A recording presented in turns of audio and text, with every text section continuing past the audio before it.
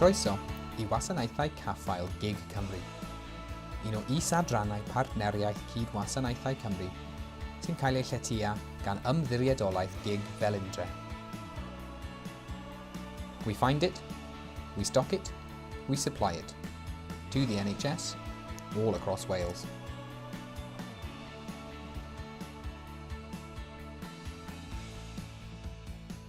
We also deal with all the back office processes and pay the invoices. We call this P2P, procure to pay. Why? To ensure that health boards and trusts get value for money with products and services, to deliver the best outcomes in terms of quality and price, to make savings that can be released back into frontline services.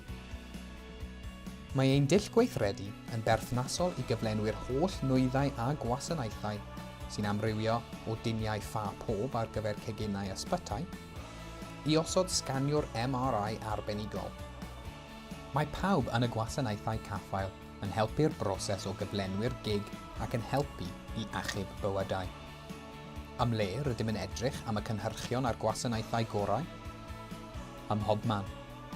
Caiff 53% ei wario yng Nghymru, ac rydym yn ei cyflenwi ar hyd a lled Cymru. Felly, beth yw eich swyddogaeth chi yn ein tîm? Mae'r broses yn dechrau gyda'n tîmau i asesu'r galw am nwyddau a gwasanaethau ledled Cymru. Yna, byddwn yn ceisio prynu'r eitemau hyn ar sail unwaith yn unig yng Nghymru.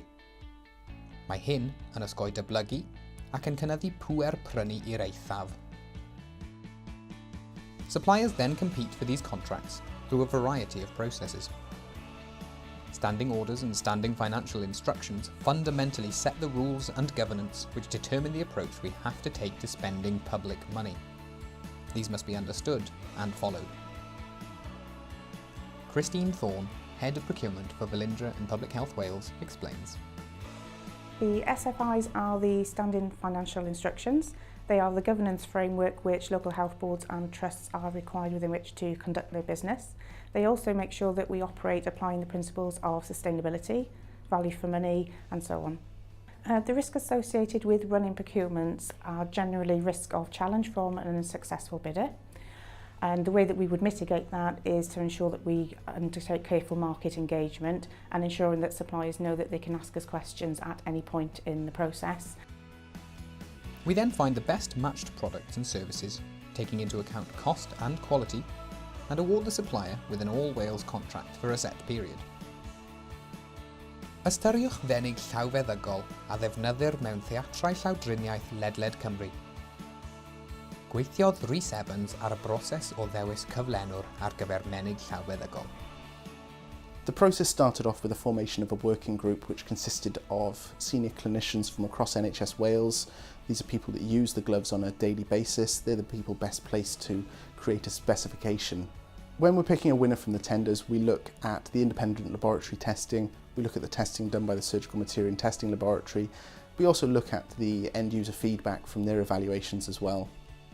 The key outcome from the tender was the saving of around £250,000 of annual spend across the NHS in Wales. Ar ôl dewis y cyflenwr, caiff yr eitemau ei rhestru ar Oracle, ein system gatalog. Mae hyn yn golygu y gall defnyddwyr archebu'r eitemau hyn o gatalog Oracle, yn yr un ffordd ag unrhyw siop ar-lein fawr arall, fel Tesco neu Amazon. Alison Lewis, Deputy Head of E-Enablement, explains the process. The catalogue management function is currently a centralised service that we provide on behalf of NHS Wales. We currently manage over 1 million lines in the catalogue. We implemented a catalogue management procedure that has been rolled out across all procurement services and NHS Wales. That ensures that we are providing a One Wales catalogue which is up to date, accurate and available to our end users. Products and services are delivered through our stores network. These are classed as stock items, or delivered by the suppliers directly to the hospital, the non-stock route. Mae ein systemau hefyd yn caniatáu i ail-archebu'r eitemau hyn yn awtomatig pan fyddant yn mynd islaw lefelau penodol. Our supply chain function is responsible for the warehouses that stock the most commonly used goods for hospitals, health centres and clinics. It is also responsible for running many of the hospital receipt and distribution stores. This is a department in a hospital where goods are received and distributed to wards and departments. Louise Rogers yw'r rheolwr rhanbarthol cadwyn cyflenwi dros de a gorllewin Cymru.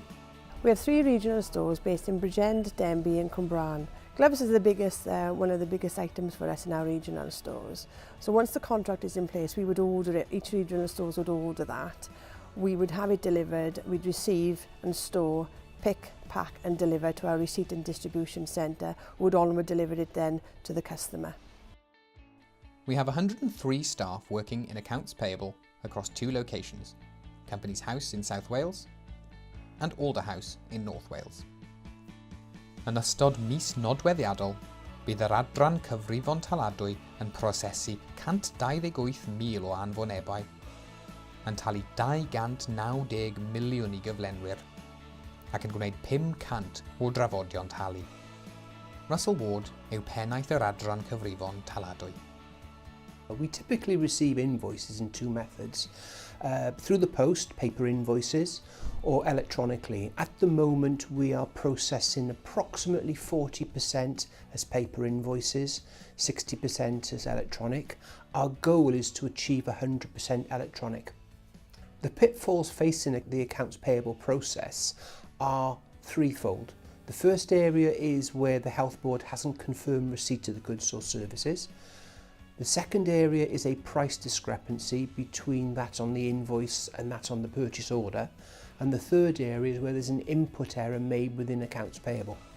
Mae'r ystod o gynhyrchion a gwasanaethau rydym yn ei Caffael yn cynnwys cyffuriau, deunyddiau meddygol, bwyd, ynni, cerbydau, systemau a meddalwedd technoleg gwybodaeth, yn ogystal â meysydd llai amlwg fel systemau fferylliaeth robotig, cabinetau stoc electronig, sganwyr MRI a CT.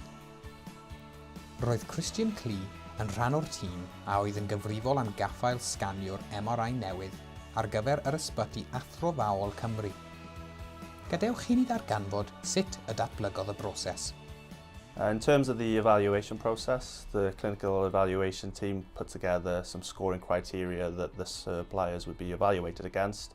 Some of the key areas they looked at in that scoring criteria were ease of use of the machine, scanning and image quality. In terms of the outcomes of buying this machine, it's been a fantastic success story. The machine is unique, it's the only one of its type in Wales that's dedicated to diagnosing children, solely diagnosing children at the Children's Hospital of Wales. Beth bynnag eich swyddogaeth yn ein sefydliad, mae'n bwysig cofio bod ansawdd yn rhan gwreiddiol o'r sefydliad cyfan. Our mission is to enable the delivery of world-class public services in Wales through customer focus, collaboration and innovation. We will get there by listening, learning and working together with our customers, colleagues and suppliers, embracing diversity, honesty, respecting and valuing others. Byddwn yn cymryd cyfrifoldeb dros y penderfyniadau a wnawn trwy dangos arweinyddiaeth ac edrych am welliant parhaus yn y gwasanaethau a ddarparwn a'r gwaith a wnawn. Fel rhan o'r tîm Gwasanaethau Caffael, rydych yn helpu i greu gig gwell yng Nghymru, gwella gwasanaethau rhengflaen a helpu i achub bywydau.